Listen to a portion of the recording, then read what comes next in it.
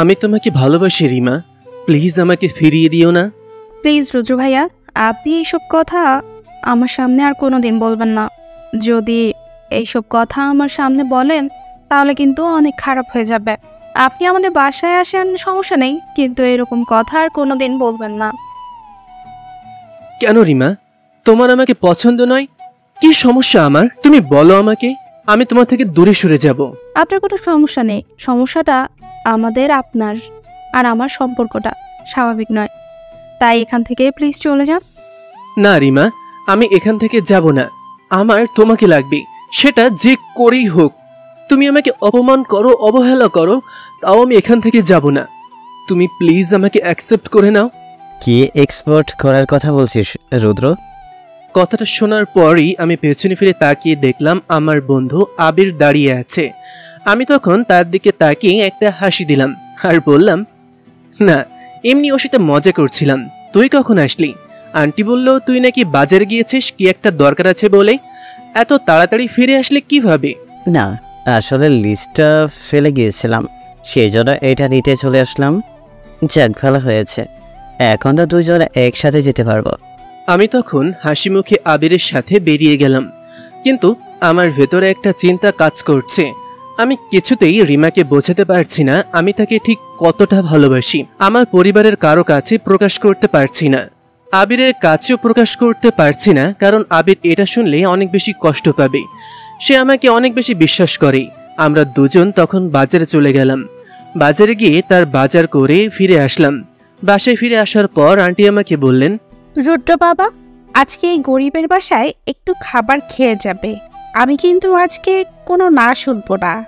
আমি তখন আন্টির কাছে গিয়ে তাকে জড়িয়ে ধরে বললাম, আন্টি, তুমি এরকম কেন বলো বারবার? আমি তো তোমার ছেলের মতো। তুমি যদি এরকম বলো তাহলে কিভাবে হবে? আমি তো বসে আছি এতক্ষণ ধরে, তুমি এই কথাটা বলবে এটা শোনার জন্য। আজকে আমি এখানেই খেয়ে যাব। আন্টি তখন অনেক বেশি খুশি হলেন।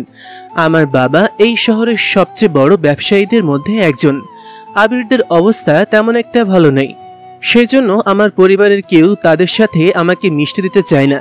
তাদের এই এলাকাটা তেমন একটা ভালো নয়, কিন্তু তারা অনেক ভালো। তাদের পরিবারের সবাই অনেক ভালো, আমাকে অনেক অনেক বেশি ভালোবাসে। ছোটবেলা থেকে আবিরের সাথে আমার বন্ধুত্ব, সেজন্য এখানে যাওয়া আসার মধ্যে আমি রিমাকে ভালোবেসে ফেলেছি। কিন্তু এটা দুই পরিবারের কেউই মেনে নেবে না। আমি আবিরকে ইশারাঙ্গিতে অনেকবার বোঝানোর চেষ্টা করেছি, কিন্তু তার পক্ষ থেকে আমি কোনো প্রকার সাড়া পাইনি। বুঝতে পেরেছি সে এই সমস্যার কথা বুঝতে পেরে আমার থেকে মুখ ফিরিয়ে নিয়েছে, কিন্তু আমি তাকে ছাড়া বাঁচব না। যে করেই হোক আমার রিমাকে চাই। আমি রিমাকে ছাড়া আর জীবনে কাউকেই বিয়ে করতে পারবো না। এদিকে আম্মুর কথা শুনে আমি অনেক বেশি চিন্তায় পড়ে গেলাম। তার সামনে আমি যেতে পারবো না, তার সামনে গেলে আমারও ভেতরে কেমন জানি করতে শুরু করে। কিন্তু কি করব আমি যে তাকে ভালোবাসতে পারবো না। তাকে আমি আমার মনে জায়গা দিয়ে ফেলেছি, সে জায়গাটা স্থায়ী নয়, কারণ তার বাবা এই শহরের একজন নামকরা ব্যবসায়ী, আর আমরা সাধারণ মানুষ। যদি তার সাথে আমার সম্পর্ক হয়, এটা দু পরিবারের জন্যই অসম্মানজনক। সেই জন্যই আমি এখান থেকে মুখ ফিরিয়ে নিয়েছি। কিন্তু তার সামনে থাকলে কেন জানো তাকে বারবার দেখতে ইচ্ছে করে, কিন্তু আমি চাই না সে আমার প্রতি আর দুর্বল হয়ে পড়ুক। আমি বুঝতে পারি সে আমার প্রতি অনেক দুর্বল। এরপর আম্মু খাবারের জন্য ডাকলো, আমরা খাবার খেলাম। সে আমার দিকে বারবার তাকাচ্ছিল। আমি আবার খেয়ে সেখান থেকে উঠে গেলাম। রুমে গিয়ে অজান্তেই কান্না করতে শুরু করলাম, কারণ আমিও যে তাকে ভালোবাসি, কিন্তু তাকে কোনোদিন বলতে পারবো না এই কথাটা। যদি এই কথাটা তাকে বলি তাহলে সে আরো পাগল হয়ে যাবে, আর এটা আমি কোনোদিনও চাইবো না। রিমাকে রুমে যেতে দেখে আমিও বাসায় ফিরে আসলাম। বাসায় ফিরে আসার পর আব্বু আমার সামনে আসলো। আমি কোনো কথাই বলছি না, নিজের রুমে যেতে নিব, তখন আব্বু আমাকে বলল, রুদ্র, কোথায় যাচ্ছ? আমার কথা শুনে যাও। আমি তোমাকে বারবার বলেছি আবিরের বাসায় যাবে না, এরপরও তুমি কেন আবিরের বাসায় গিয়েছো? আমি তোমাকে নিষেধ করছি, এই কথাটা কি তুমি বুঝতে পারো না? আমি আব্বুর দিকে ফিরে তাকালাম, তাকে অনেক বেশি রাগী দেখাচ্ছে। আমি তখন তাকে বললাম, আব্বু, আমি আবিরের বাসায় গেলে কি সমস্যা? সে আমার বন্ধু, আমি তার বাসায় যাব। তুমি আমাকে নিষেধ করতে পারো না এটা থেকে। কি? তোমার এত বড় সাহস? তুমি আমার মুখের ওপর কথা বলো? তুমি এরকম ছিলে না। ওই ছেলেটার সাথে মিশে তোমার এই অবস্থা হয়েছে। আমি তোমাকে সতর্ক করে দিচ্ছি, আরেকবার যদি তুমি আবিরের বাসায় যাও তাহলে কিন্তু অনেক খারাপ হয়ে যাবে। তুমি যাই করো না কেন আব্বু, আমি আবিরের বাসায় যাব। আমি আমার বন্ধুকে ছাড়তে পারবো না। সে আমার সাথে ছোটবেলা থেকে আছে, তাকে আমি কিছুতেই হারাতে পারবো না। তুমি এরকম কথা আর কোনোদিন আমাকে বলবে না, আমি এই কথা মানতে পারবো না। আব্বু তখন আম্মুর কাছে গেলেন, গিয়ে আম্মুর দিকে রাগী দৃষ্টিতে তাকিয়ে বললেন, রেহানা, তুমি তোমার ছেলেকে বোঝাও। আমি কিন্তু এখন আর মেনে নিব না এসব। আমি কিছু খবর পাই না ভেবেছো আমি সব কিছু জানি। তোমার ছেলে ওই মেয়েটাকে ভালোবাসতে শুরু করেছে, তার পেছনে ঘুরতে থাকে সব সময়। এটা আমাকে বলছে আমার লোকজন। যদি এরকম কিছু হয় তাহলে কিন্তু অনেক বড় ঝামেলা হয়ে যাবে, এটা মনে রাখবে। আমি তাকে পড়াশোনা শেষ করেছে, এখন ব্যবসা নামানোর প্ল্যান করেছি, আর সে কিনা ছোট লোক একটা মেয়ের পিছনে ঘুরছে। আমি কি বলবো? আর তোমার ছেলেকে কি আমি কম বুঝিয়েছি? কিন্তু সে আমার কথা শুনতে চাচ্ছে না। এখন তোমরা সিদ্ধান্ত নাও কি করবে। আমার পক্ষে আর কিছু করা সম্ভব না। আমি ক্লান্ত বোঝাতে বোঝাতে, কিন্তু তোমরা কেউ আমার কোনো কথাই শুনছো না। বুঝেছি, এখন আমাকে একটা ব্যবস্থা করতে হবে, কিন্তু এবার আর আমি এরকম সিদ্ধান্ত নিব না। এবার যে সিদ্ধান্ত নিব সেটা অনেক কঠিন হবে, তাই তোমার ছেলেকে বলো সতর্ক হয়ে যেতে, না হলে কিন্তু পরে আফসোস করতে হবে। আমি তখন রেগে আমার রুমে চলে গেলাম। আব্বু কেন এরকম করে বারবার আমি বুঝতে পারি না। আমাকে বারবার বলে তার অফিসে বসার জন্য, কিন্তু আমি পারবো না ওখানে বসতে, কারণ অফিসে যেতে আমার একদম ভালো লাগে না। আর আমার বাবার কথা, আর বাবা আমার কথা শুনতে চায় না। আমি বাবাকে বলেছিলাম এই ব্যাপারটা, কিন্তু আমাকে সাপোর্ট করেনি। সেই জন্য এই ব্যাপারে আমি সামলে নিতে চাচ্ছি, কিন্তু কিছুতেই সামলাতে পারছি না। কেউ আমার সাপোর্টে নেই। যদি একটা মানুষ আমাকে সাপোর্ট করতো তাহলে সেটা মেনে নেওয়ার মতন ছিল, কিন্তু কেউ আমাকে সাপোর্ট করছে না। আমার পরিবারের সব সিদ্ধান্ত নেন আমার দাদু। তিনি মূলত ব্যবসা এবং বাড়ির সব সিদ্ধান্তের মাস্টার মাইন্ড। চৌধুরী পরিবারের সবচেয়ে গম্ভীর মানুষ। আমি তখন তার কাছে চলে গেলাম। দাদুর রুমে গিয়ে তার পাশে বসলাম। তিনি আমার মাথায় হাত বোলাতে শুরু করলেন। আমি তখন তাকে বললাম, দাদু, তুমি অন্তত আমাকে সাপোর্ট করো। তুমি কেন আমার কথা বুঝতে পারছো না? আমি তো তাকে ভালোবাসি। তোমরা কেন আমাকে বারবার তার কাছে যেতে বাধা দিচ্ছ? দয়া করে তোমরা আমাকে তার কাছে যেতে দাও। সঙ্গে সঙ্গে দাদুর মুখের অবস্থা পরিবর্তন হয়ে গেল। তিনি অনেক গম্ভীর দৃষ্টিতে আমার দিকে তাকালেন। তিনি কিছু বলতে চাচ্ছেন আমাকে। আমি তখন তাকে বললাম, দাদু, আমি আমার জীবন শেষ করে দেব। তুমি যদি আমাকে জীবিত দেখতে চাও তাহলে তোমরা আমার কথা শোনো, কিন্তু তোমরা যদি চাও আমি যদি মরে যাই তাহলে আমি মরে যাব। তবু আমি রিমাকে ভুলতে পারবো না। আমি তাকে ভালোবাসি। দেখো দাদু ভাই, আমাদের এই পরিবারের একটা সম্মান আছে। আমরা এত কষ্ট করে এই সম্মান অর্জন করেছি, তুমি এটা ধ্বংস করে দিবে? এটা কোনোদিনও হতে পারে না। তাই তোমাকে বলছি, এখনো সময় আছে, এই পথ থেকে ফিরে আসো। আমাদের এত বছরের গড়ে তোলা এই ঐতিহ্যকে তুমি মাটির সঙ্গে মিশিয়ে দেবে? এটা কোনোদিনও হতে পারে না। তোমার বাবা এত কষ্ট করেছে, তুমি কি তাকে দেখে একটুও বুঝতে পারছো না আমাদের কি করা উচিত? দাদু, আমি তো তাকে ভালোবাসি। তোমরা কি আমার ভালোবাসাটাকে একটুও মূল্য দেবে না? তোমরা কি শুধু তোমাদের ঐতিহ্য এইসব নিয়ে পড়ে আছো? কিন্তু তোমরা আমার কথা একবারও চিন্তা করছো না। আমি তাকে আমার জীবনের চেয়েও ভালোবাসি। তোমরা কেন আমাকে সাপোর্ট করছো না? তুমি কোনোদিনও আমাদের কোনো সাপোর্ট পাবে না, কারণ এটা আমরা কোনোদিনও মেনে নিব না। তাই তোমাকে ভালোই বলছি, তুমি যেটা করছো সেটা ভুলে যাও। এখন থেকে তোমাকে দায়িত্ব দিয়ে শিখতে হবে। তোমার বাবার বয়স হচ্ছে, তোমার বোনেদের বিয়ের বয়স হয়েছে, সব কিছুই তোমাকে মাথায় রাখতে হবে। আমি কিছু জানি না দাদু। তোমরা যদি আমাকে রিমার কাছ থেকে দূরে রাখতে চাও তাহলে আমি চিরদিনের জন্য তোমাদের থেকে হারিয়ে যাব। এরপরে তোমাদের এই সিদ্ধান্ত আমি মানতে পারবো না, কারণ আমি তাকে ভালোবাসি। আমার ভালোবাসাটাকে সেদিন তোমরা মূল্য দেবে যেদিন আমি ফিরে আসব। তাহলে তুমিও শুনে রাখো দাদু ভাই, দরকার হয় আমরা আমাদের বংশের সম্মানের জন্য একটা মানুষকে হারিয়ে ফেলব, তবুও আমাদের ঐতিহ্যের কোনো অসম্মান আমরা হতে দিব না। তাই সময় থাকতে তুমি ফিরে আসো। সময় চলে গেলে কিন্তু পরে আফসোস করেও কিছু পাবে না। আমি তখন সেখান থেকে চলে আসলাম। কি বলবো কিছুই বুঝতে পারছি না। তিনি তার বংশের সম্মানের জন্য আমাকে হারিয়ে ফেলতে চাইছেন। আমি মরে গেলেও তাদের কিছু যায় আসে না, তাদের শুধু তাদের সম্মান প্রয়োজন। আমি তখন রুমে এসে কান্না করতে শুরু করলাম। কি করব কিছুই বুঝতে পারছি না।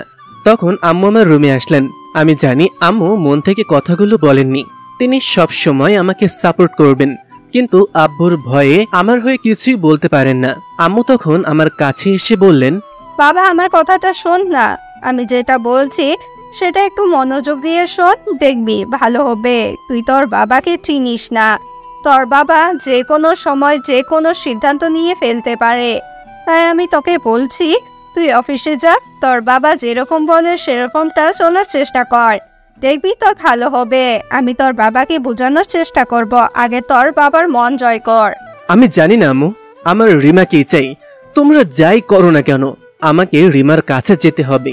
আমি দরকার হয় অফিসে যাব, আমার কোনো আপত্তি নেই, কিন্তু তোমরা যদি রিমাকে আমার কাছ থেকে সরিয়ে নাও তাহলে কিন্তু সবকিছু শেষ হয়ে যাবে, আমি হারিয়ে যাব।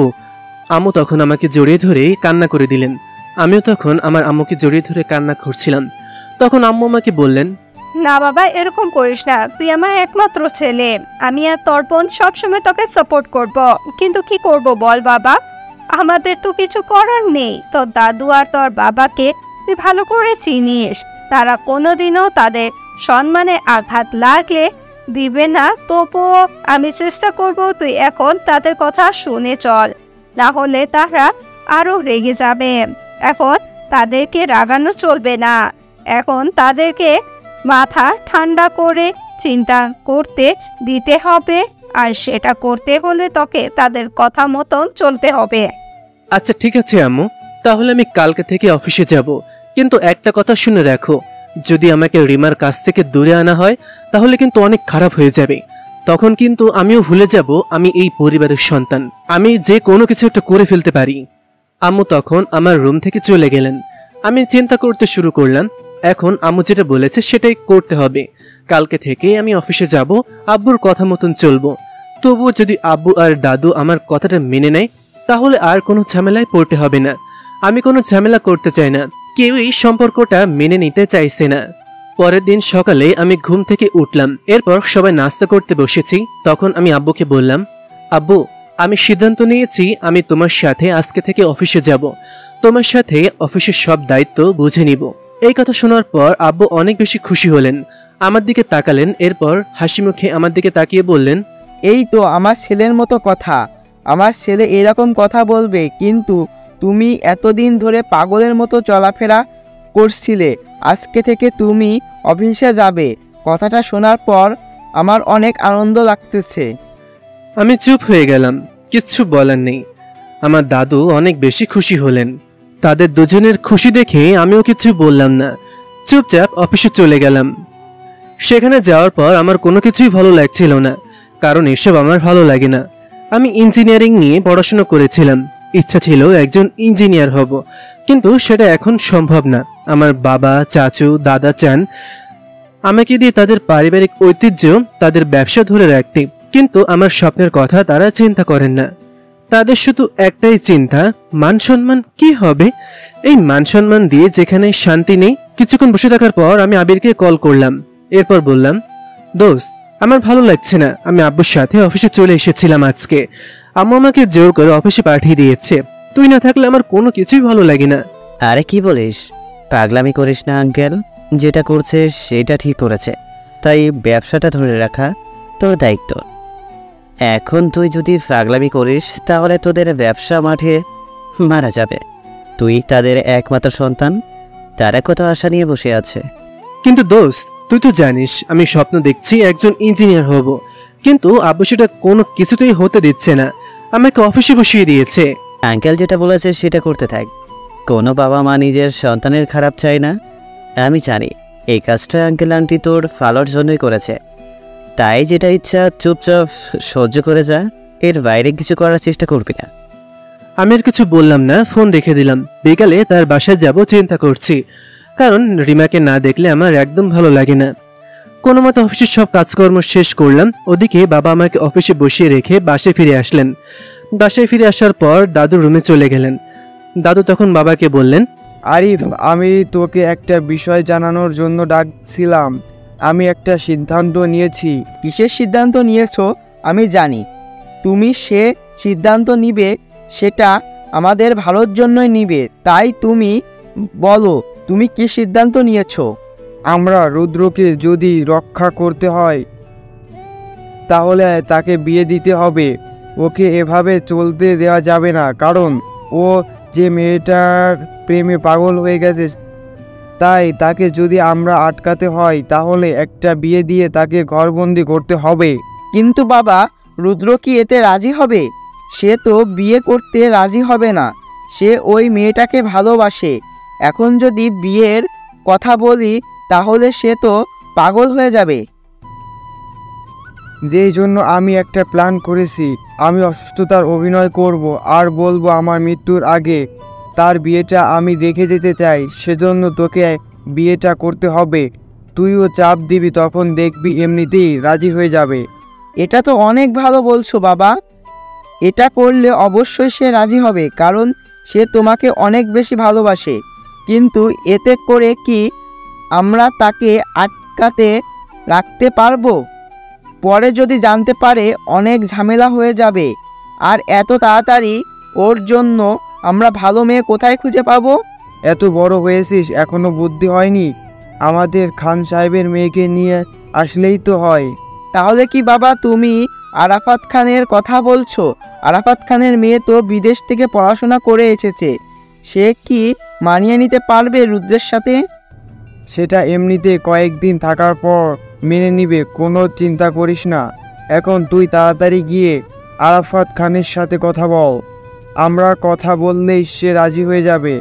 কোনো চিন্তা করবি না। সে নিজেই থেকেই আমাকে বলছিল তার মেয়েকে আমার নাতির সাথে বিয়ে দিবে। আচ্ছা বাবা, তুমি কোনো চিন্তা করো না। আমি আজকেই তার সাথে কথা বলতেছি। কিন্তু বাবা, আমার কেন জানি মনে হচ্ছে আমাদের বিষয়টা মেনে নেওয়া উচিত। পরে যদি আমাদের সন্তানকে হারাতে হয় তখন কি হবে? আর রুদ্র আমার একমাত্র ছেলে। যদি মেয়েটার জন্য আত্মহত্যা করে কি হবে? অথবা আমাদের ছেড়ে যদি চলে যায় তখন আমাদের কি হবে বাবা? তুই আমাদের পরিবারের সম্মানের কথা ভুলে যাচ্ছিস। আমি আমার পরিবারের সম্মান বিসর্জন দিতে পারবো না। আমাদের 4 পুরুষের ব্যবসা। আমি এটাকে মেয়ের ভালোবাসায় ভাবছিলাম। সেই মেয়েটার বাবাও ছিল বড়লোক, কিন্তু এরপরেও আমার বাবা সেটা মেনে নেয়নি। শুধুমাত্র মেয়েটার দাদা সুদের ব্যবসা করত বলে। আমার বাবা বলেছিলেন যার বংশ ভালো নয় সে কোনোদিনও ভালো হতে পারে না। আমি যখন আমার পরিবারের জন্য আমার ভালোবাসাকে বিসর্জন দিতে পেরেছি তাহলে সবাই পারবে। কেউ পারবে না বললে তাকে বের হয়ে যেতে হবে। তোদেরকেও এমনটা মেনে নিতে হবে। তাই চুপচাপ আমি যেটা বলছি সেটা করবি।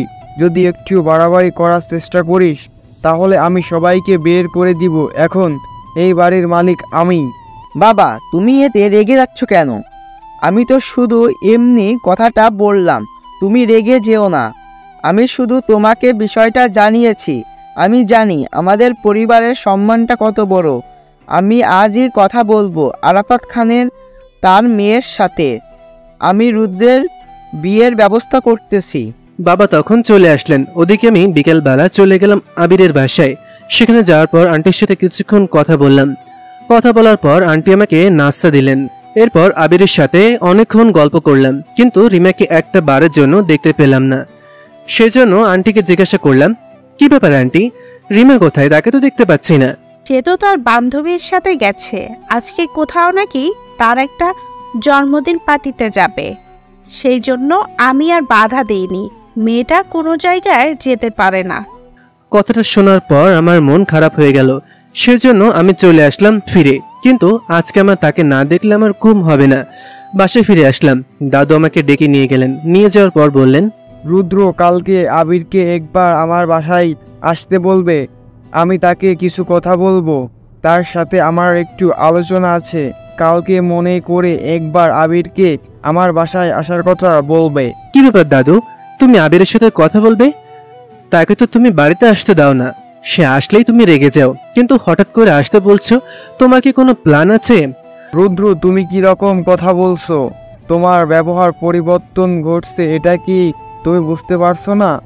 আমি আবিরের সাথে তোমার ব্যাপারে কথা বলবো, তাই তুমি তাকে নিয়ে আসবে।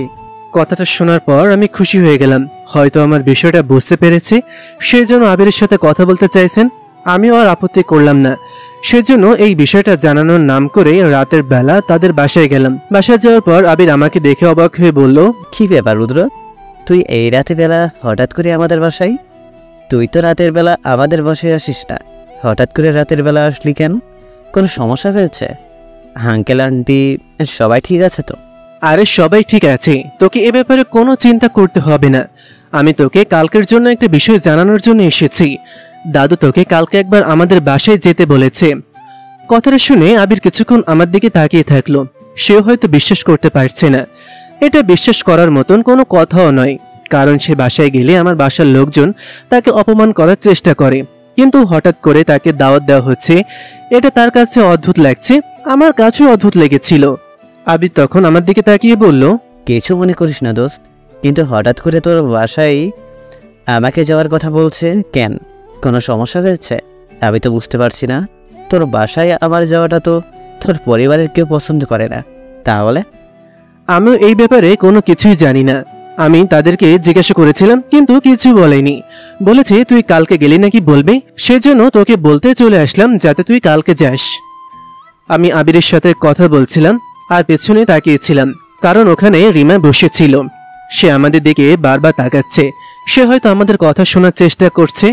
আমি বিষয়টা বুঝতে পারছি, কিন্তু আমি তার দিকে তাকিয়ে ইশারায় তাকে বললাম রাতে আমার ফোনটা ধরার জন্য, কিন্তু সে আমাকে না করতেছে। আমি তখন তাকে চোখের ইশারায় অনুরোধ করলাম। সে আর কোনো কথা বলল না, নিচের দিকে তাকিয়ে থাকলো। আবি তখন আমাকে বলল, দোস্ত, এখানে দাঁড়িয়ে থাকবি নাকি? তাড়াতাড়ি ভিতরে আয়।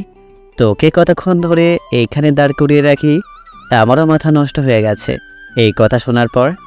না দোস্ত, আমি আর এখানে দাঁড়াতে পারবো না, আমাকে ফিরে যেতে হবে, বাসার সবাই অপেক্ষা করছে। বলে আমি আবিরের কোনো কথা না শুনে সেখান থেকে চলে আসলাম বাসায়। বাসায় এসে চিন্তা করতে থাকলাম কালকে কি হবে জানি না, তবে অনেক খুশি লাগতেছে। কালকে যদি দাদু ব্যাপারটা সমাধান করে ফেলে তাহলে কত ভালো হবে সেটাই চিন্তা করছিলাম। শোয়ার সময় রিমাকে কল করলাম, কিন্তু সে প্রথমে ফোন ধরলো না।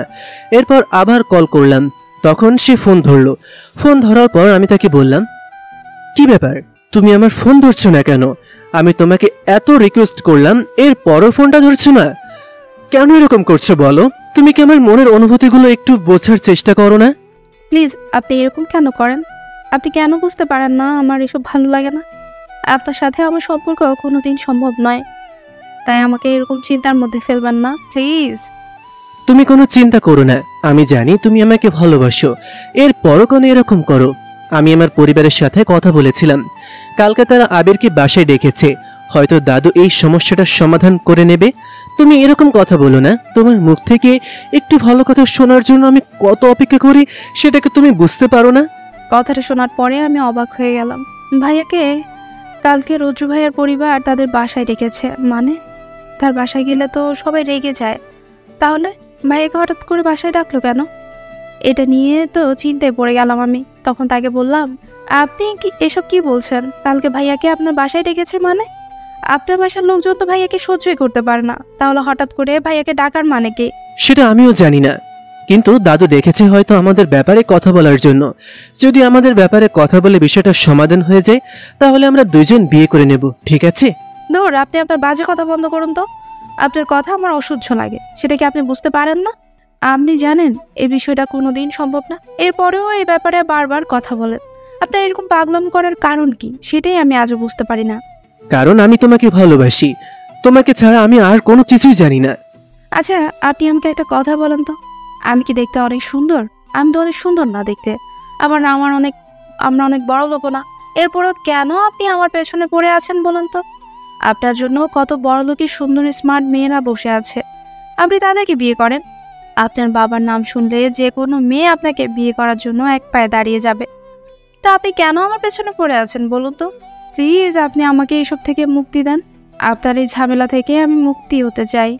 আমি ঠিকমতো পড়াশোনা করতে পারছি না আপনার কারণে। প্লিজ এরকম করে কথা বলো না। তোমার এরকম কথা আমার একদম ভালো লাগে না। তুমি ঠিকই বলেছ, আমার জন্য অনেক মেয়ে অপেক্ষা করছে। আমার জন্য অনেক মেয়ে পাওয়া যাবে, কিন্তু তোমাকে পাওয়া যাবে না। আর তোমাকে না পেলে আমি মরে যাব। একটা কথা মনে রাখবে, যে জিনিসটা কষ্ট করে অর্জিত হয় মানুষ সেটার মূল্য দেয়। মানুষ যেটা সহজেই পেয়ে যায় সেটার মূল্যায়ন সে করে না। আমি হয়তো তোমাকে কষ্ট করে পাবো, কিন্তু মনে রাখবে আমি তোমাকে রাজরানীর মতন করে রাখবো। শুনান, আপনার এসব আজে বাজে কথা বন্ধ করেন। আপনার এসব বাজে কথা শুনতে আমার একদম ভালো লাগছে না। ভালোবাসি রিমা, বিশ্বাস করো। কিন্তু আমি আপনাকে ভালোবাসি না, আর কোনোদিন বাসবো না। কথাটা বলেই ফোনটা রেখে দিলাম। ফোন রেখে চিন্তায় পড়ে গেলাম, যদি তার কথা সত্যি হয় তাহলে অনেক ভালো হবে। আমার কেমন যেন করতে শুরু করলো, কিন্তু অনেক চিন্তা হচ্ছে যদি এর বিপরীত হয় তাহলে কি হবে। এটা আমাকে অনেক চিন্তায় দিচ্ছে, কিন্তু কেন যেন মনে হচ্ছে কিছু তো একটা ঝামেলা হতে চলেছে।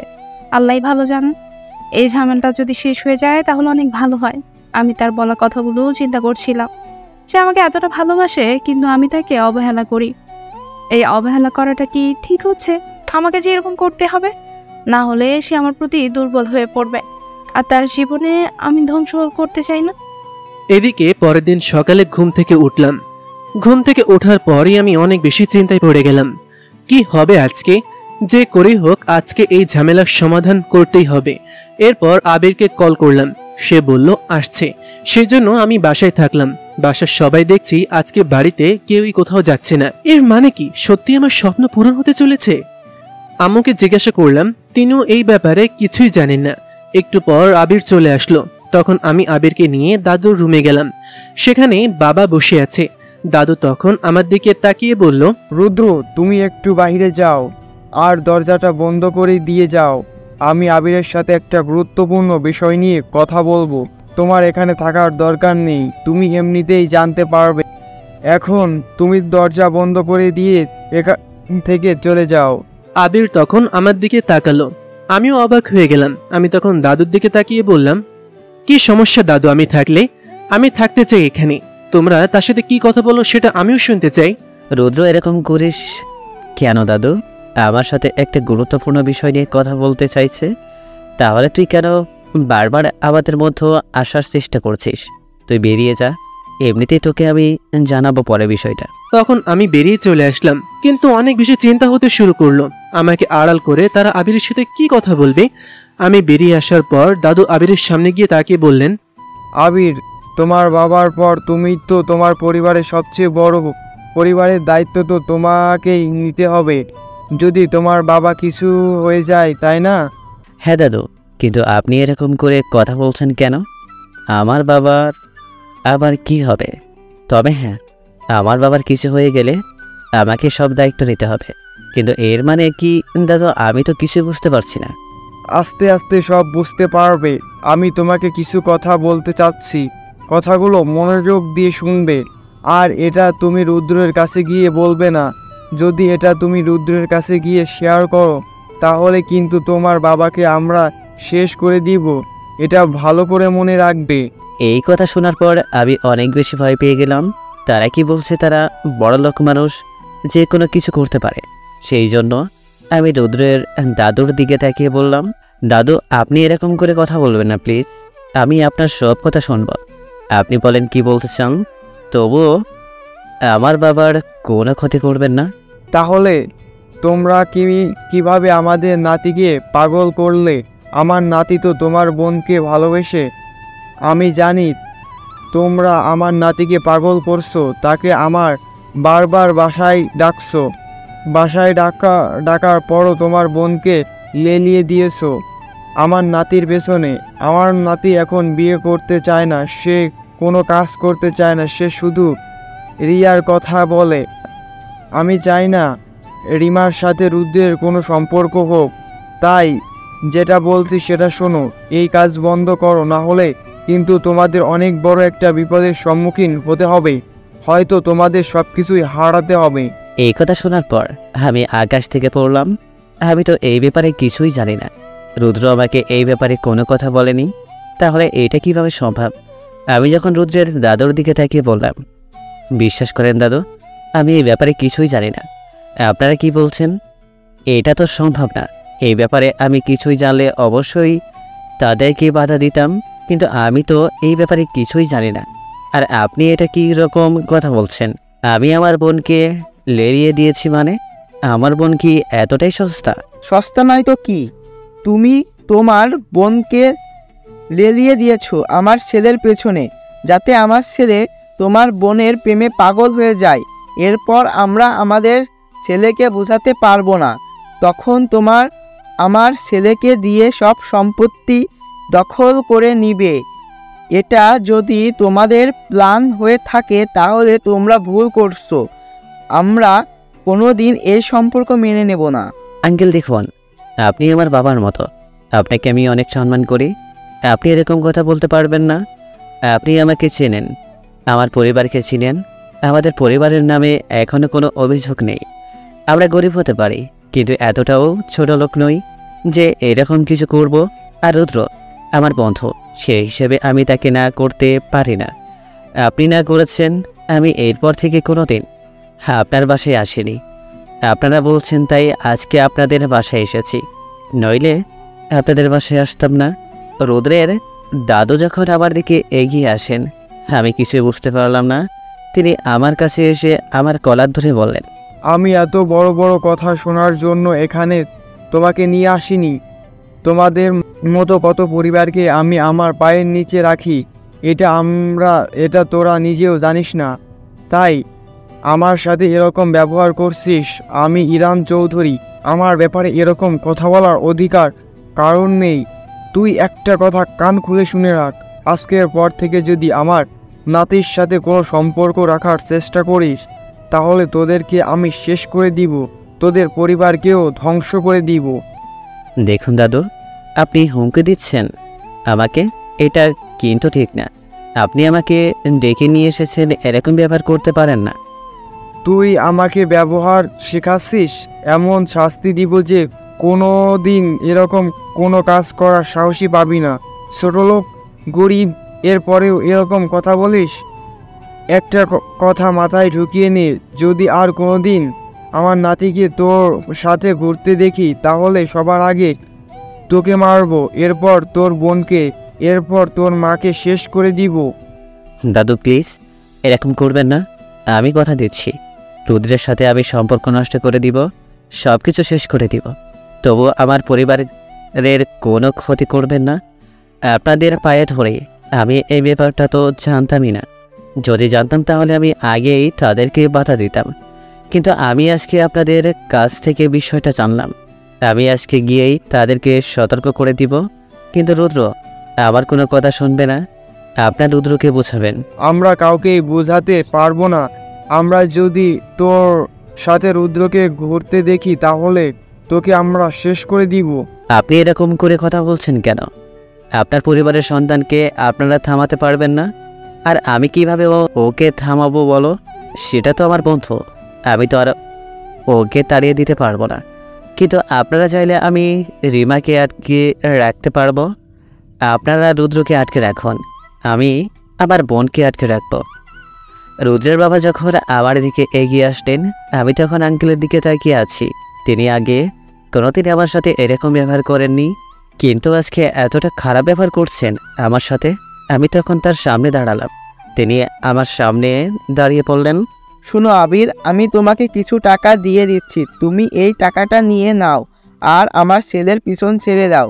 আমি জানি তোমার টাকার জন্য এসব করতেছো, তাই টাকা প্রয়োজন হয় আমাকে বলে দাও, আমি সেই টাকা দিয়ে দেব।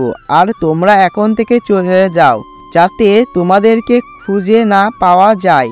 যদি তোমাদের টাকার প্রয়োজন হয় তাহলে আমাকে বলো কত টাকার প্রয়োজন, এত টাকা দিব যেটা তোমার কল্পনাতেও করতে পারবে না। এই কথাটা শোনার পর আমার রাগ উঠে গেল। আমি তখন আঙ্কেলের দিকে তাকিয়ে বললাম, আপনাকে আমি আমার বাবার মতো ভেবেছিলাম, কিন্তু আপনি তো এটার যোগ্য না। আপনি আমাকে টাকার লোভ দেখাচ্ছেন। যদি আমার টাকার লোভ থাকতো তাহলে আপনার ছেলেকে অনেক আগেই কিডন্যাপ করে সব টাকা নিয়ে নিতাম, কিন্তু আমি সেটা করিনি, কারণ আমি তাকে ভালোবাসি। সে আমার বন্ধু, সেও আমাকে ভালোবাসে। কিন্তু আপনারা এরকম সেটা যদি জানতাম, তাহলে আপনাদের পরিবারের সন্তানের সাথে আমরা কোনোদিন বন্ধুত্ব করতাম না। আমরা গরিব হতে পারি, কিন্তু কারো আবেগ নিয়ে খেলা করব এরকম মানুষ আমরা নই। আমি আমার বোনকে আটকে রাখবো, কথা দিলাম। আমার বোন কোনোদিন আপনার ছেলের সাথে কোনো সম্পর্ক করবে না। একদিন এই অহংকার দেখবেন মাটিতে মিশে যাবে। বলে আমি রাগ করে সেখান থেকে বেরিয়ে আসলাম। যখনই রুমের বাইরে আসলাম, রুদ্র সেখানে দাঁড়িয়ে আমার সাথে কথা বলতে চাইলো, কিন্তু আমি দৌড়ে চলে আসলাম বাসায়। বাসায় আসার পর আব্বুকে বিষয়টা জানালাম। আব্বু তখন বিষয়টা শোনার পরে অনেক বেশি রেগে গেল। আমরা সবাই তখন রিমার রুমে গেলাম, গিয়ে তাকে মারতে শুরু করলাম। রিমা তখন কান্না করে আমাকে বলল, ভাইয়া তুমি হঠাৎ করে আমাকে এভাবে মারছো কেন? আমার কি অপরাধ? তুমি আমাকে বলো, তোমরা এইরকম করছো কেন? প্লিজ বলো না। তোর কত বড় সাহস, তুই রুদ্রের সাথে সম্পর্ক করিস? আজকে তার পরিবারের লোকজন আমাকে ডেকে দিয়ে গিয়ে যা নয় তাই বলেছে। তাকে নাকি আমরা টাকার জন্য বারবার এইখানে নিয়ে আসি। তোকে কি আমরা এতটাই সস্তা বানিয়েছি? তার সাথে কেন সম্পর্ক করতে গেলি? আজ তারা আমাকে অপমান করেছে। জীবনে যে কথাগুলো আমাকে শুনতে হয়নি, সেই কথাগুলো তারা আমাকে বলেছে। এ কথা শোনার পর আমি আশ্চর্য হয়ে গেল। এটা কিভাবে সম্ভব? কে বললো আমি তার সাথে সম্পর্ক করেছি? সে আমার পেছনে ঘুরতো, কিন্তু আমি তো তার কোনো কথা শুনতাম না। আমি তখন ভাইয়ার পায়ে ধরে বললাম, ভাই বিশ্বাস করো, আমি এ ব্যাপারে কিছুই জানি না। সে আমার সাথেই সম্পর্ক করার চেষ্টা করতো, কিন্তু আমি তাকে বারবার বলেছি এটা সম্ভব না। আমি তাকে অনেক রিকোয়েস্ট করেছি, কিন্তু সে আমার কথা শুনেনি। আমি তোমাকে অনেকবার বিষয়টা জানানোর চেষ্টা করেছিলাম, কিন্তু পারিনি। তাহলে তোর পরিবারের লোকজন যে আমাকে ডেকে নিয়ে গিয়ে অপমান করলো, বলল তার সাথে তুই সম্পর্ক করেছিস, আমরা নাকি তোকে তার পিছনে লেলিয়ে দিয়েছি, এর কারণ কি? ভাইয়া বিশ্বাস করো, তোমরা তো আমাকে চেনো, আমি কোনো দিন এরকম করতে পারি বলো? সে আমাকে অনেক রিকোয়েস্ট করেছে, কালকে রাতে আমাকে ফোন দিয়েছিল, কিন্তু আমি তার ফোন ধরিনি। অনেকবার ফোন দেওয়ার পর যখন এ কথা বলে, তখন আমি তাকে নিষেধ করেছি। তোমরা তাকে ডেকে এনে জিজ্ঞেস করতে পারো। আবু তখন আমাকে সাপোর্ট করলেন, তিনিও তখন অনেক রেগেছিলেন। আমার কথা শুনে তিনি আমার কথা বিশ্বাস করলেন, কারণ আব্বু আমাকে অনেক ভালোবাসেন। আমি কোনোদিন কোনো মিথ্যা কথা বলিনি, এটা তিনি জানেন। তিনি তখন আমাকে বললেন, অহংকারের কারণে তারা যা নয় তাই বলে যাচ্ছে, তাই আমাদেরকেও এখন সতর্ক থাকতে হবে। রুদ্রকে আর আমাদের বাসায় আসতে দেওয়া যাবে না, তাকে বাসায় আসলে তাড়িয়ে দিতে হবে। আর তুই কোনো কথা বলবি না ওর সাথে। ও ফোন দিলে ফোন বন্ধ করে রাখবি। আমি চাই তোর বিয়ে দিয়ে দিতে। তোর বিয়ে দিলে সব সমস্যার সমাধান হয়ে যাবে। আমি ছেলে দেখছি আমাদের মেয়েকে রাস্তা থেকে এনেছে, কত ভালো ভালো প্রস্তাব এসেছে, কিন্তু আমি শুধু আমার মেয়ের মুখের দিকে তাকিয়ে কোনো প্রস্তাবে রাজি হইনি। এখন আর থেমে থাকলে চলবে না, তাকে বিয়ে দিতেই হবে। আম্মু তখন আমার কাছে আসলেন। বিয়ের কথা শুনে আমি কান্না করে দিলাম। আমার এমনিতেই বিয়ে করার কোনো ইচ্ছে নেই, কিন্তু আমিও যে ভেতর থেকে তাকে ভালোবাসি। কিন্তু এখন যদি এসব নিয়ে কথা বলি, তাহলে তারা আমাকে মেরে ফেলবে, সেই জন্য আমি চুপ থাকলাম। তখন আম্মু আমার কাছে আসলো, আম্মু একই কথা বলল। আমি তখন রেগে সিদ্ধান্ত নিয়ে জানিয়ে দিলাম আমি রাজি, কারণ আমার ভাইকে এত অপমান করলো সাধারণ একটা বিষয় নিয়ে, আমি তো তাকে অ্যাকসেপ্ট করিনি। এরপরেও কেন আমার ভাইকে অপমান করা হলো সে কথাই ছিল তখন। তার মানে কি আমার ভাইকে অপমান করার সাথে সেও জড়িত? তাহলে আমি তাকে ছাড়বো না, তাকে দেখিয়ে দেব আমি সুখে থাকতে পারি তাকে ছাড়া। তখন পরিবারের সবাই চলে গেল, আমি কান্না করতে শুরু করলাম। কি হবে আমার জীবনে? মনের ভেতর যে অল্প আশা ছিল সেটাও আজ শেষ হয়ে গেল। তাকে আমার পাওয়ার কোনো উপায়ই নেই। এদিকে আবিরের এভাবে বেরিয়ে যাওয়া দেখে আমি অনেক বেশি চিন্তায় পড়ে গেলাম। আব্বুর কাছে গেলাম, আব্বু কোনো কথা বলল না। আব্বু, দাদু, আম্মু সবাই আমার কাছে এসে বললেন, রুদ্র প্রস্তুত হয়ে নাও, আমরা তোমার বিয়ের ব্যবস্থা করেছি। আমার বন্ধু আরাফাত খানের মেয়ের সাথে তোমার বিয়ে হবে, তুমি প্রস্তুত হয়ে নাও। এই কথা শোনার পর আমি অবাক হয়ে গেলাম। কি বলবো কিছুই বুঝতে পারছি না। ভেবেছিলাম আবিরের সাথে কথা বলে তারা বিষয়টা সমাধান করার চেষ্টা করবে, কিন্তু তারা কি করলো? আব্বু, দাদু, তোমরা আমাকে মেরে ফেললেও আমি এই বিয়ে করতে পারবো না। আমি একজনকে ভালোবাসি আর তাকেই বিয়ে করব, তাই তোমরা আমাকে জোর করবে না। যদি জোর করো তাহলে আমি শেষ হয়ে যাব। কি? তুমি আমার মুখের ওপর কথা বলো? আমি একটা সিদ্ধান্ত নিয়েছি, এরপর তুমি আমার কথা মানতে চাইছো না? এত বড় সাহস তোমার কি করে হলো? তুমি যত বড় হচ্ছ তত সব কিছু ভুলে যাচ্ছ। তুমি কার সাথে কিভাবে কথা বলতে হয় সেটাও ভুলে গেছো। বাবার সাথে কিভাবে কথা বলতে হয় সেটাও তুমি ভুলে গেছো। তাই তোমাকে আমি যেটা বলছি সেটাই তোমাকে করতে হবে। দাদু তখন সেখান থেকে চুপচাপ দাঁড়িয়েছিলেন। আমি তার এরকম চুপচাপ অবস্থা দেখে অবাক হয়ে গেলাম। কোনো কথা বলছিলেন না। আমি তখন আব্বুকে বললাম, এটা অসম্ভব। তোমরা যদি আমাকে মেরে ফেলো এরপরও আমি কোনোদিন এই বিয়েতে রাজি হব না। তাই প্লিজ আমাকে এই ব্যাপারে কোনো চাপাচাপি করবে না, এতে কিন্তু পরে সমস্যা হয়ে যাবে। আমি এই কথা বলতেই দাদু চিৎকার দিয়ে উঠলেন। তখন আমরা দৌড়ে গিয়ে দাদুকে ধরলাম। তিনি শুয়ে পড়লেন। আমরা তখন তাকে ধরে নিয়ে বিছানায় শোয়ালাম। তখন আমাদের পরিচিত একজন ডাক্তার আন্টি ছিলেন। তিনি আমাদের পরিবারের সবার চিকিৎসা করেন। আমি তখন তাকে ডেকে নিয়ে আসলাম। তিনি দাদুকে চেক করে বললেন, আমার মনে হয় উনি অনেক বেশি চিন্তায় আছে, সেই জন্য হার্ট অ্যাটাক করেছে। আর একবার যদি এরকম হয় তাহলে ওনাকে বাঁচানো মুশকিল হয়ে যাবে। ওনাকে চিন্তামুক্ত রাখতে হবে, ওনাকে কোনো চিন্তা করতে দিবেন না কখনো। আমি অনেক বেশি কষ্ট পেলাম। দাদুর কিছু হয়ে যাবে এটা আমি মেনে নিতে পারবো না। আমি তখন কান্না করতে শুরু করলাম। ডাক্তার তখন আমাকে বললেন, রুদ্র বাবা, তুমি আমার সাথে চলো, আমি তোমাকে কিছু ওষুধ লিখে দিব। আসার সময় তুমি কিনে নিয়েই চলে আসবে। আর তোমার দাদুকে তুমি সবসময় খেয়াল রাখবে, তিনি যেন কোনো চিন্তা না করে। এদিকে তুমি ভালো করে খেয়াল রাখবে। ওকে আন্টি, আপনি কোনো চিন্তা করবেন না, দাদুর কিচ্ছু হবে না। চলুন আপনাকে এগিয়ে দিয়ে ওষুধগুলো নিয়ে আসি। হ্যাঁ চলো। আর একটা কথা মনে রাখবে, বলেও কিন্তু ওনাকে কোনো চিন্তার মধ্যে ফেলবে না। যদি চিন্তার মধ্যে ফেল তাহলে কিন্তু উনি আবার হার্ট অ্যাটাক করতে পারেন। আর এবার যদি হার্ট অ্যাটাক করেন তাহলে ওনাকে বাঁচানো একদম সম্ভব হবে না। ডাক্তারের কথা শুনে অনেক বেশি ভয় পেয়ে গেলাম। এরপর ডাক্তারকে নিয়ে চলে গেলাম। একটু পর দাদুর ঔষধ নিয়ে ফিরে আসলাম। ঔষধ নিয়ে ফিরে আসার পর দাদু আমার হাত ধরে বসে পড়লেন। আমি তার হাতের দিকে তাকিয়ে আছি। তিনি অনেক শক্ত করে আমার হাত ধরে আছেন। তার চোখের ভাষা আমি বুঝতে পারছি না। তিনি আমাকে বললেন, দাদু ভাই, আমার বয়স হয়েছে, এখন আমার চলে যাওয়ার সময় এসেছে। আমি এই সময়টা তোমাকে সুখী দেখতে চাই। তুমি আমার বংশের বর্তমান একমাত্র ছেলে, তাই আমি চাই তোমার বিয়েটা দেখে যেতে। তুমি কি আমার এই শেষ ইচ্ছাটা পূরণ করবে না? দেখো দাদু ভাই, জীবনে অনেক কিছুই আমাদের ইচ্ছা না থাকলেও মেনে নিতে হয়। আমি জানি তুমি মেয়েটাকে ভালোবাসো, আমিও একটা মেয়েকে ভালোবাসতাম, কিন্তু আমার বাবা সেটা মেনে নেয়নি, শুধুমাত্র আমাদের বংশের কথা চিন্তা করে।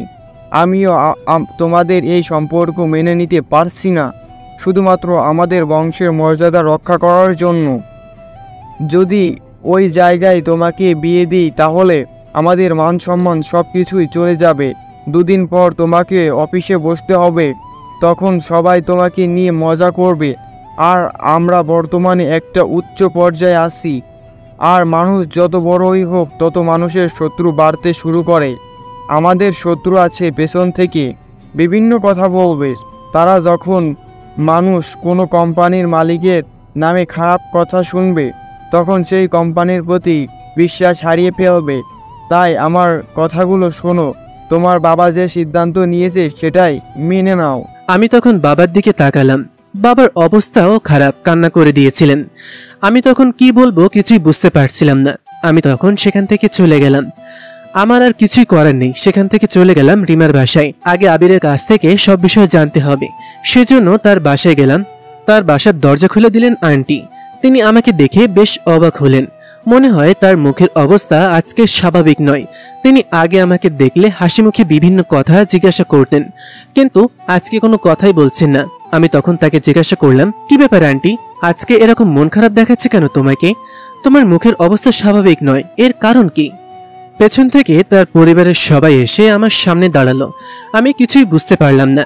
আবির আমার সামনে এসে বলল, রুদ্র, আমি জানি তুই এই ব্যাপারে কিছুই জানিস না, তাই তুই এরকম কথা বলছিস।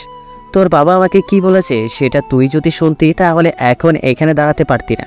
তাই এইখান থেকে চলে যা, আমি তোর কাছে অনুরোধ করে বলছি, তুই এইখান থেকে চলে যা, আর কোনোদিন এখানে আসবি না। আমি তখন আবিরের দিকে তাকিয়ে বললাম, কি বলছিস দোস্ত, তোর মাথা নষ্ট হয়ে গেছে? তোকে ছাড়া আমি কিভাবে চলবো? ছোটবেলা থেকে একসাথে বড় হয়েছি, এরকম কথা তুই কিভাবে বলতে পারলি? তাহলে তুই তো আমার কাছ থেকে অনেক জিনিস লুকিয়েছিস। আমার বোনকে তুই ভালোবাসিস, এটা কি একবারও আমাকে বলেছিস? যদি আমাকে বলতি তাহলে আমি তোকে সতর্ক করতাম, কিন্তু তুই একবারও আমাকে বলিসনি।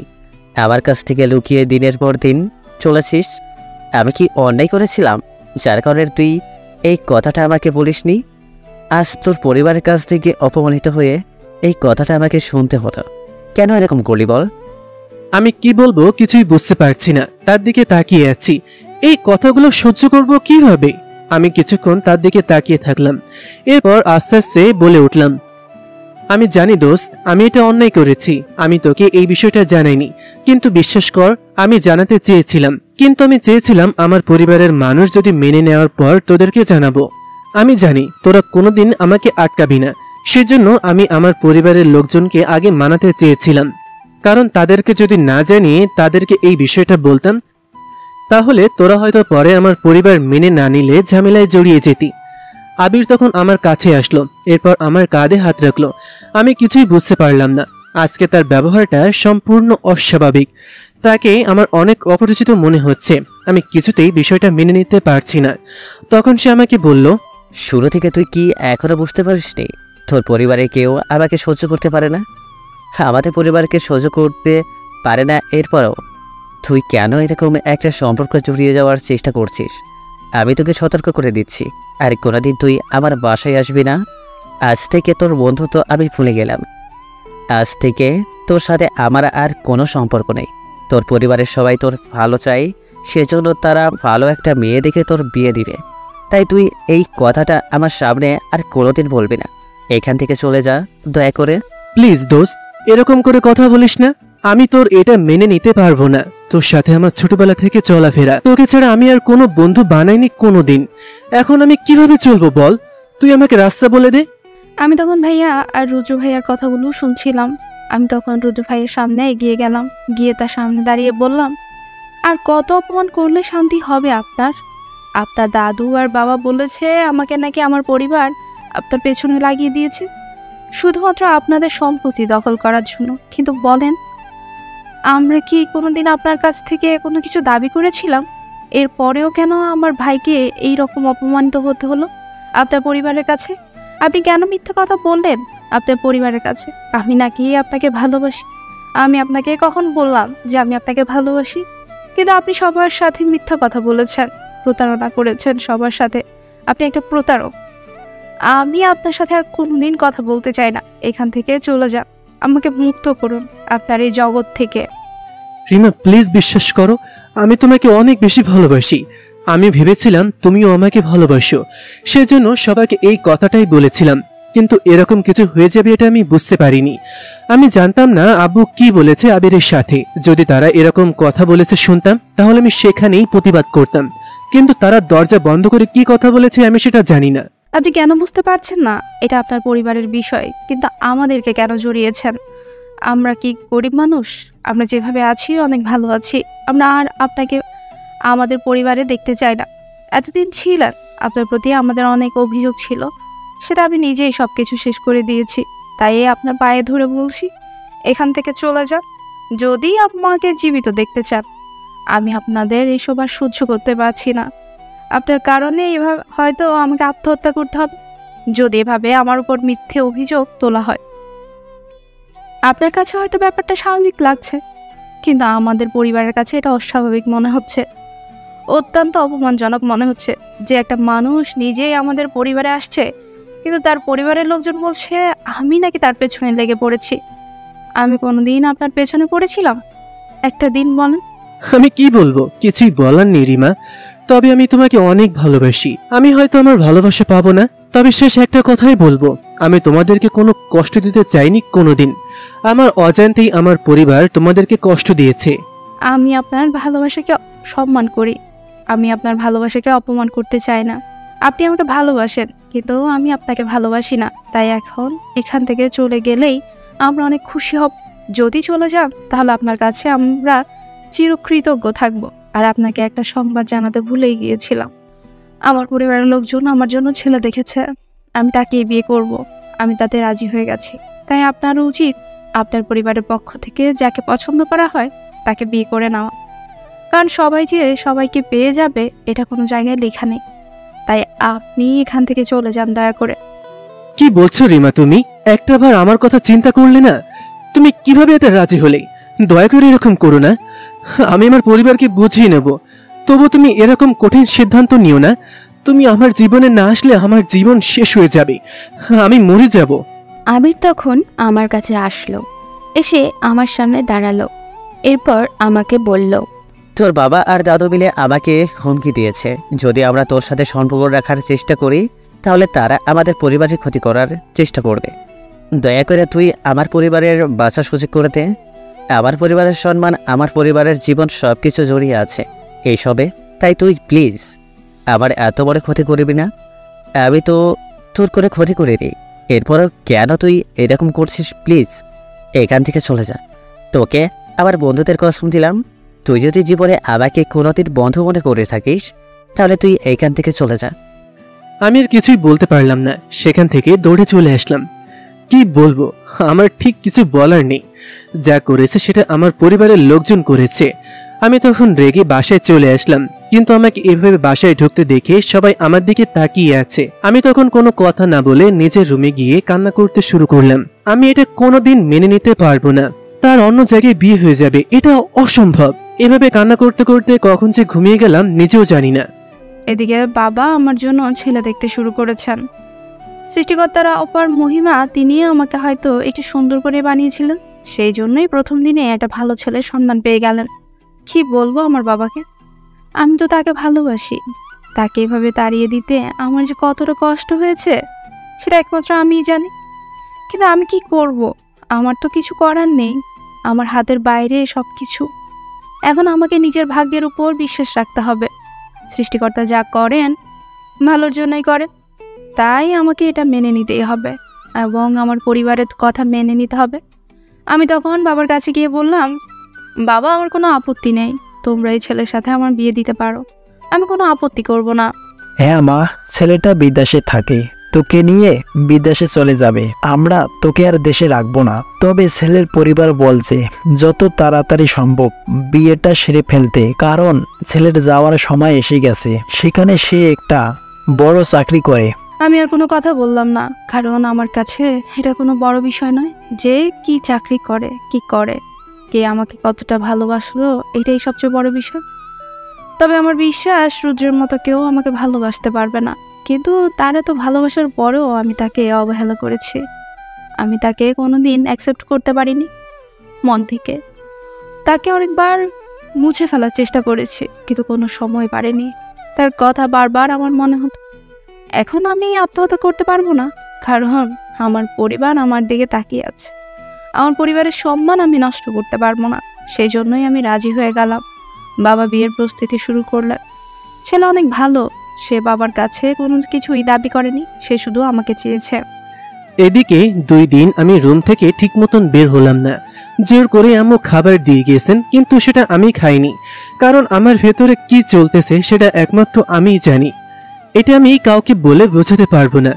আমার মনের অবস্থা এমন একটা পরিস্থিতি এসে দাঁড়িয়েছে যে আমি কাউকে কোনো কিছু বলে বোঝাতে পারছি না। আমার নিজের মধ্যেও সেটা চেপে রাখতে পারছি না। 2 দিক থেকে আমার ভেতরে একটা চাপ সৃষ্টি হয়েছে। আজকে আর থাকতে না পেরে বের হলাম, কারণ হঠাৎ করে চিৎকার শুনতে পেয়েছি দাদুর রুম থেকে। সেখানে গিয়ে দেখি দাদুর অবস্থা অনেক খারাপ, খাওয়া দাওয়া বন্ধ করে দিয়েছেন, চোখ মুখের অবস্থা অনেক খারাপ হয়ে গিয়েছে। আমি তখন তার পাশে গেলাম। তিনি আমার দিকে তাকিয়ে কান্না করে বললেন, দাদু ভাই, আমার শেষ ইচ্ছাটা তুমি পূরণ করবে না? তবে আমার কোনো আপত্তি নেই, আমি বুড়ো মানুষ, এই জন্যই তুমি আমাকে এতটা অবহেলা করলে। দাদুর এরকম কথা শুনে আমার অনেক কষ্ট হলো, কিন্তু কিভাবে এটা মেনে নিব? আমি তো তাকে ছাড়া আর কাউকে বিয়ে করতে পারবো না। বাবা তখন আমার কাছে আসলেন, এসে আমার হাত ধরলেন। এরপর আমার দিকে তাকিয়ে কান্না করে বললেন, রুদ্র, তুমি এতটাই পাষাণ হয়ে গেলে তুমি একটা মৃত্যু পথযাত্রী মানুষের কথা শুনতে পাচ্ছ না? কি হবে বিয়েটা করলে? তুমি তো ছেলে মানুষ, তোমার একটার জায়গা 5টা বিয়ে হতে পারে, কিন্তু তুমি একটা মানুষের স্বপ্ন পূরণ করছো না। সে যদি আজ মারা যায় তাহলে কি হবে তা বুঝতে পারছো? তুমি কেন এই বিয়েতে রাজি হচ্ছ না?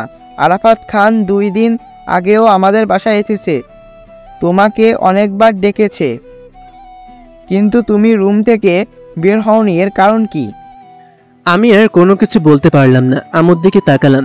আম্মু আমাকে সান্ত্বনা দেওয়ার চেষ্টা করছেন, কিন্তু আমি কি করব? আমাকে দাদুর কথা মানতে হলে আমার স্বপ্ন বিসর্জন দিতে হবে। আর সে তো অন্য একটা ছেলেকে বিয়ে করেছে, তাহলে আমি কি তাকে ভুলে যাব? এটা সম্ভব না, কারণ আমি তাকে ভুলে যেতে পারবো না।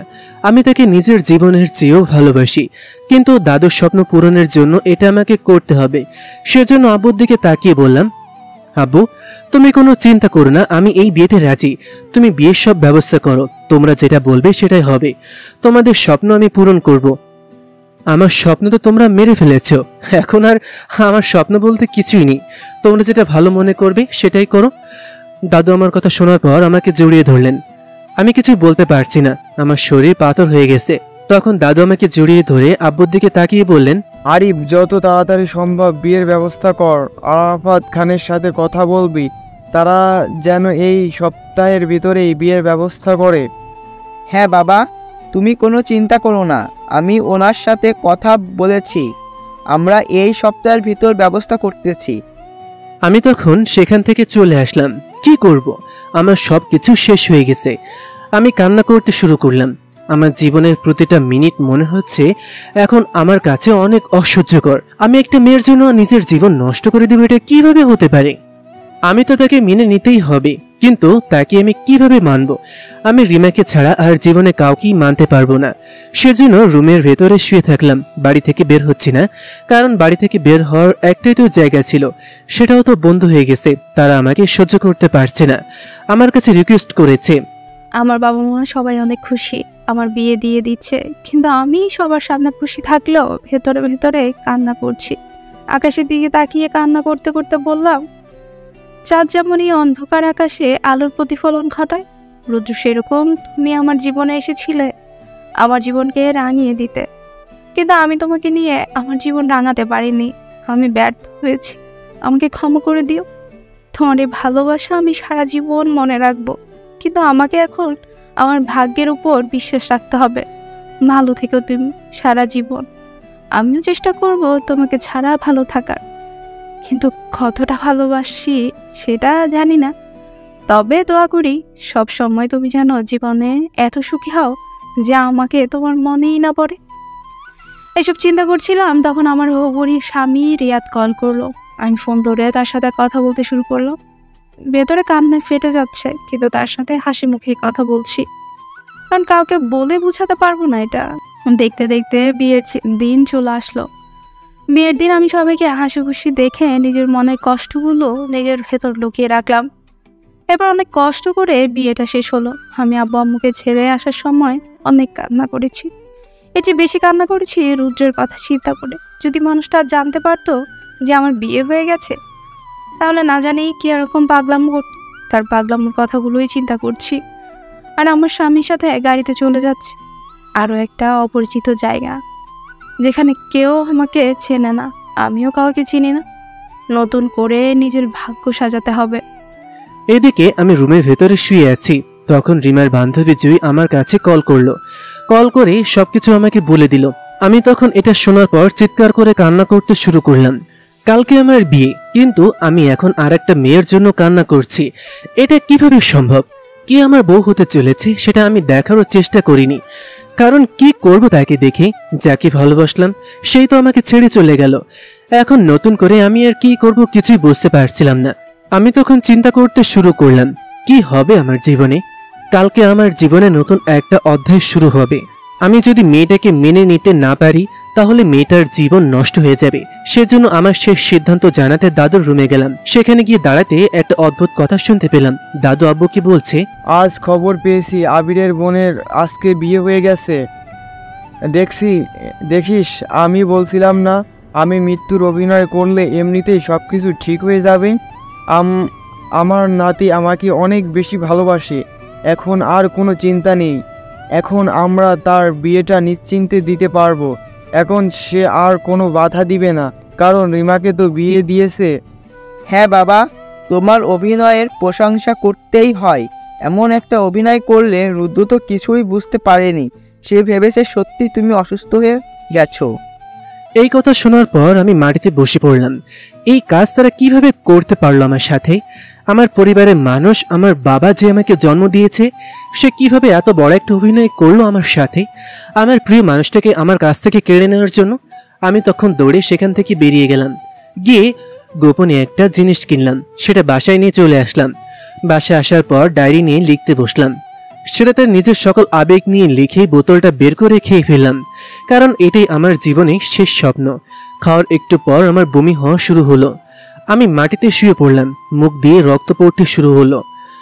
অদ্ভুত কষ্টের অনুভূতি হচ্ছে, কিন্তু এই অদ্ভুত অনুভূতির মধ্যে চিৎকার করে হাসছি, কারণ এই পৃথিবীর থেকে মুক্তি পেয়ে গেছি।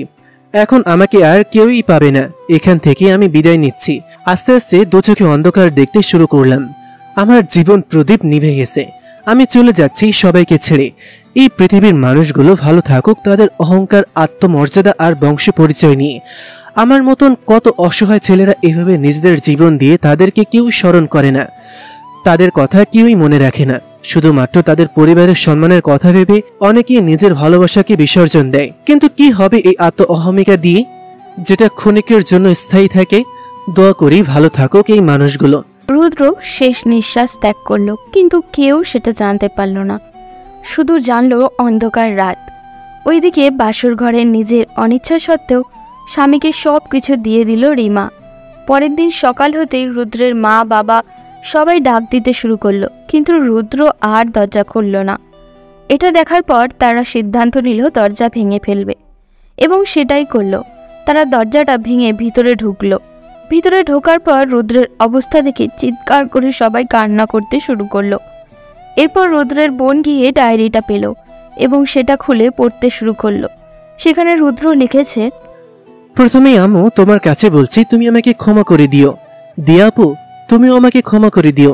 তোমাদের দুজনের কাছ থেকে আমি যেই ভালোবাসা পেয়েছি, যেটা আমি বলে বোঝাতে পারবো না।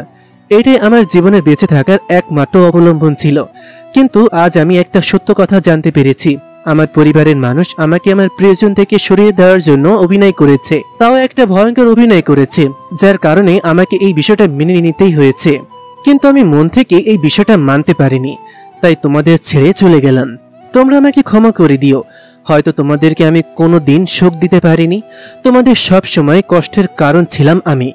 তবে বাবা আর দাদুকে একটা কথাই বলবো, এই অহংকার আর আত্মমর্যাদা দিয়ে কি হবে?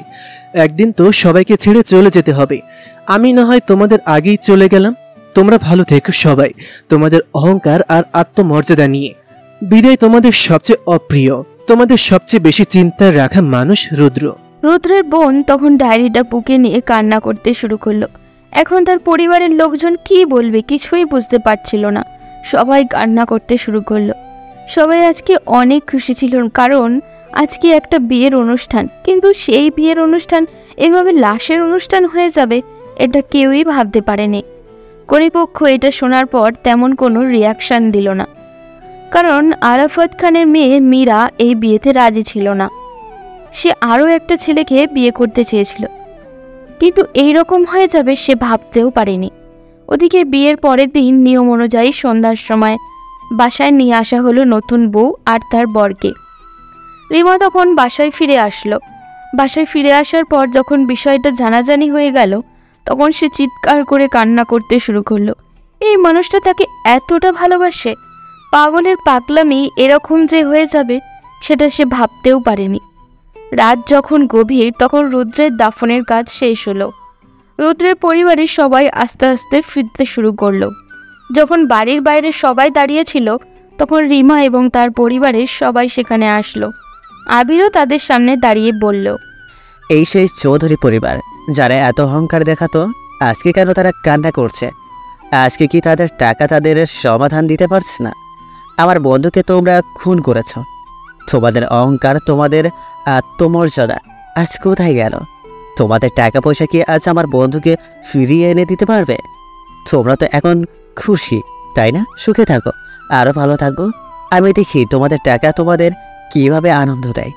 তবে আমি আমার বন্ধুকে সম্মান জানাই। সে এই সমাজ থেকে বিদায় নিয়েছে, যে সমাজে অন্যর ইচ্ছাটাকে কেউ প্রাধান্য দেয় না।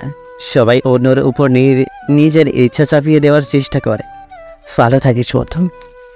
রিমা তখন কান্না করতে করতে মাটিতে বসে পড়ল আর চিৎকার করে বলতে শুরু করলো, হ্যাঁ রুদ্র, হেরে গেছে তোমার কাছে। তুমি সত্যিই হেরে গেছো। তুমি আমাকে এতটাই ভালোবেসেছিলে যেটা পাওয়ার যোগ্য আমি না, সেজন্যই তোমাকে হারিয়ে ফেলেছি। আমি হার মানলাম তোমার কাছে, কিন্তু এই হার মানাটা তোমার এত বড় বিজয় হয়েছে যে তুমি আমার থেকে অনেক দূরে চলে গেছো। যেখানেই থাকো খুব ভালো থাকো পাগল, তোমাকে অনেক মিস করব। চৌধুরী পরিবারের সবার মাথা নিচের দিকে, কেউই উপরের দিকে তাকিয়ে কথা বলতে পারছে না। সত্যি আমাদের সমাজ কিছু মানুষের নিজেদের সম্মান আর আত্মমর্যাদার বিষয়টাকে এতটা উপর পর্যায়ে নিয়ে যায়, যেটার কারণে তারা যে কোনো কিছু করতে পারে, কিন্তু আসলে আত্মমর্যাদার সম্মান সব কিছু মানুষের কর্মের মাধ্যমে ফুটে ওঠে। কেউ জন্মগতভাবে কোনো বংশমর্যাদার অধিকার নিয়ে জন্মায় না। তার ব্যক্তিগত বংশ থাকতে পারে, তবে পূর্বপুরুষ বংশ থাকতে পারে, কিন্তু আমি এরকম হাজারো চৌধুরী পরিবারের সন্তানকে দেখেছি যারা খেতে না পেয়ে রাস্তায় ঘুরে বেড়ায়। এর কারণ কি? চৌধুরী পরিবারের সন্তান বলতে আমি শুধু চৌধুরী পরিবারকেই নির্দিষ্ট বংশে আলাদা করতে চাইছি না।